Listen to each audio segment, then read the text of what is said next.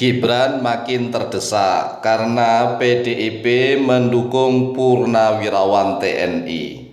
PDIP usulan Purnawirawan TNI itu bukanlah usulan dari jenderal abal-abal, sehingga PDIP minta Prabowo bentuk tim kaji usulan pencopotan Gibran.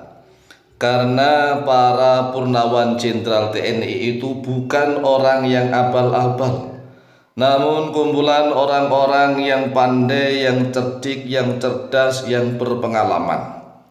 Oleh sebab itulah, jika semakin banyak dari orang-orang PDIP, terutama para petingginya, mendukung para Purnawirawan TNI, maka posisi Gibran sebagai Wakil Presiden Republik Indonesia semakin terdesak. Dan ini bukan suatu hal yang aneh, bukan suatu hal yang mustahil, yang tidak mungkin.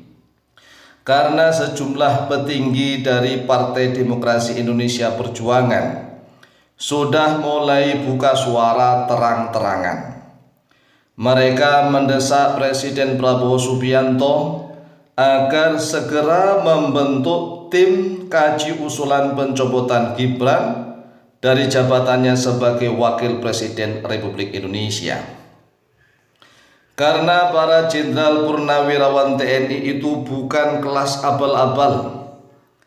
Nah, jika semakin banyak petinggi PDIP yang setuju, kemudian diikuti oleh seluruh anggota fraksi PDIP di DPR RI, maka jelas sekali kedudukan Gibran Rakabuming Raka sebagai Wakil Presiden Republik Indonesia akan semakin terdesak. Karena kursi PDIP di dalam DPR RI periode tahun 2024 sampai 2029 adalah kursi yang terbanyak.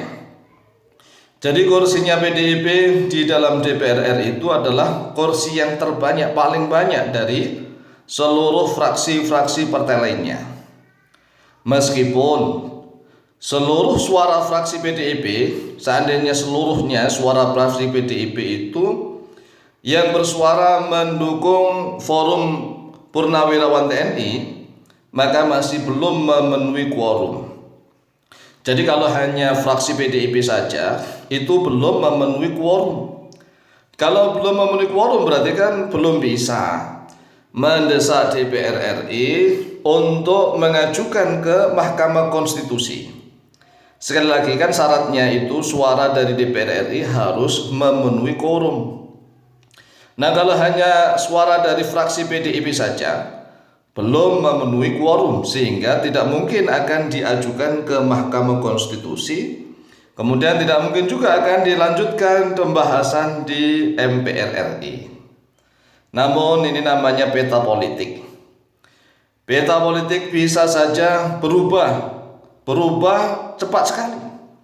Ya contohnya lah, masa Pak Jokowi tatkala mencalonkan diri sebagai Presiden Republik Indonesia pertama kali, itu kan banyak orang yang menyaksikan, mana bisa seorang Jokowi dari awalnya nih ya kan dari Solo, wali kota Solo, tapi beliau bisa mampu menggerbrak di Jakarta sehingga mampu menjadi Gubernur DKI Jakarta. Kemudian setelah itu beliau menjadi presiden. Banyak orang yang menyaksikan ketika itu. Inilah namanya politik. Jadi Pak Jokowi awal-awal mencalonkan diri sebagai Presiden Republik Indonesia, banyak sekali yang menyaksikan. Tetapi kehendak Allah Jalla Jalaluhu, ini kehendak lah ya, bukan ridho, bukan. Jadi segala sesuatu yang terjadi di muka bumi ini itu pasti akan terjadi atas kehendak Allah, atas izinnya Allah. Tapi belum tentu mendapatkan ridhonya Allah. Sekali lagi, segala sesuatu yang terjadi di muka bumi ini pasti atas kehendak Allah, pasti atas izinnya Allah. Tetapi belum tentu mendapatkan ridhonya Allah.